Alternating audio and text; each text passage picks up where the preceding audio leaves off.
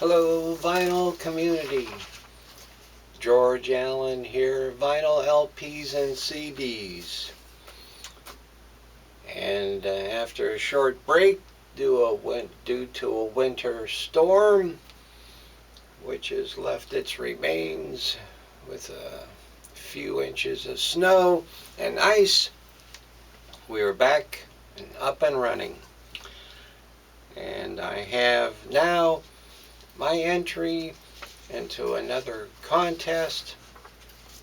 This one being sponsored by ProgHat, aka Edward, and he is doing this to celebrate his many years in the vinyl community. I think he said his anniversary is coming up at the end of this month, and it's something like 5 or 6 years. I think I saw his first video was posted in like 2015 or something like that. But anyhow, he's got a great channel. He always has something interesting going on. He likes to live stream, and very integral part of the vinyl community, so I wanted to support it by doing this video. And it kind of centers around the Beatles, I guess, because he's only asking 3 questions. And the first one is, tell me about your favorite Beatles album and why. And you know, that's a pretty difficult one, especially if, like most of us, we have a little love for the Beatles. Some more than others, I suppose, but this is a tough question. I was going back and forth on trying to figure out which one I was going to go with, and I finally settled on Beatles for Sale. You know, I remember when the first time, and I'm sure there's a bunch of you out there, when the first time they were on Ed Sullivan, their first early hits, all the way through to the end. And, well, not really the end, because we got Paul and Ringo still releasing albums. But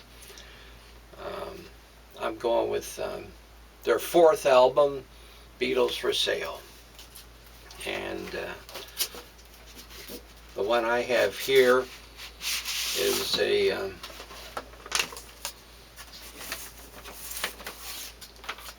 Parlophone 14-track release. I've had this for many, many years, and sounds very nice. It's English, British pressing, and show you what the inside. It's a gatefold.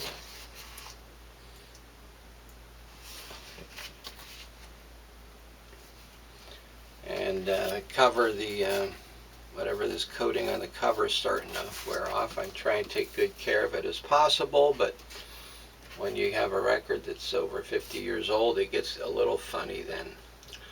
But one of the reasons why I like it, 14 songs.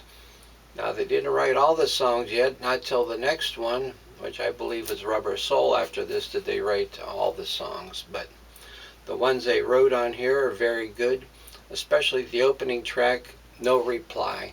The recording on this, the singing, the instrumentation, I think is beautiful. And even some of the songs they didn't write, such as Rock and Roll Music, Chuck Berry song, they delivered very well.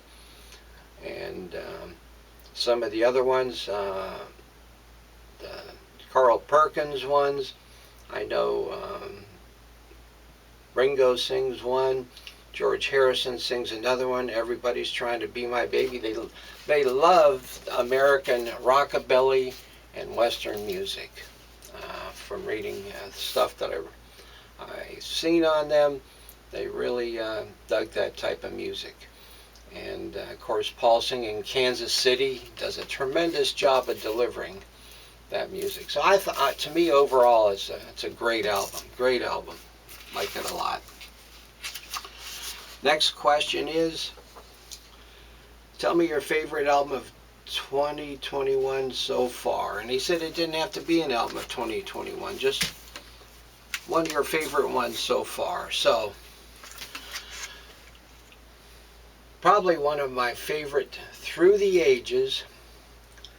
And right now, that one of my go-tos when I want to listen to something, and this is not the one that I had when it first came out, obviously, but it's Santana.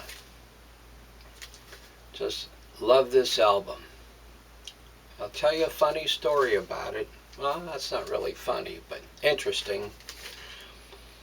I was in college, first year of college. I'm at the Student Union, University of Pittsburgh, and this fellow that I became acquainted with, a drummer in a regional band called Philip. And he comes in and he says to me, because he knew I was a drummer, he says, "George, you want to hear some fantastic percussion?" He says, "Wait till you hear this album." Now, I hadn't been at Woodstock. The movie hadn't come out yet, but this came out. And he puts this record on, and I'm going, my goodness, that is some really crazy percussion between Michael Shreve's drumming and the congas and stuff. I said, this, first time I heard this, it blew me away. I mean, I'd already heard, a lot of other drumming prior to this that was really great. I'd heard Ginger Baker's, Cream stuff. I'd heard Mitch Mitchell's with Hendrix. But just this Latin percussion, just, wow, it just blew my socks off. Loved it ever since. I'm not saying this is the best Santana album, but when I heard this one, it just really rocked me. Loved it, loved it. So, yeah, last question. Oh, and by the way, this MoFi is great. I love this. Makes you feel like you're almost there. Where? Live, listening to them. Okay. Last question. Give a shout out to a new channel you discovered in 2021. Okay. Wreckin' Records. That's the last one that I've listened to or seen. The last time I checked, Wreckin' Records, and I'm going to give you a link to his channel, had 23 or 24 subscribers. Nice young fella, loves music like all of us, and he could use some support, just getting off the ground. So that's my 3 questions for Edward at ProgHat, and hey, all of us are just trying to do our thing, talk about the music we love, and that's the way it is, folks. So, see you in the VC. Have a great week. Bye-bye.